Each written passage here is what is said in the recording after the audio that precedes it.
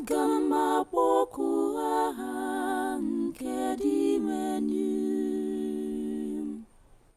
Kedu ihe m ga-emere dị elu maka ihe ọma niile ọ na-emere m? Aga m ebuli iko nke nzọpụta, aga m akpọku aha nke dị elu. Ọnwụ onye kwere na Chukwu dị ebube n'anya dị elu.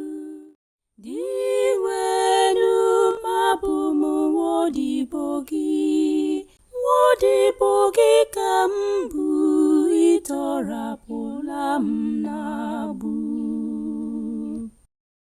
Aga m achụnyere gị aja ekele, aga m akpọku aha dị elu. Aga m emezu nkwa m kwere dị elu n'iru ndị nke ya niile.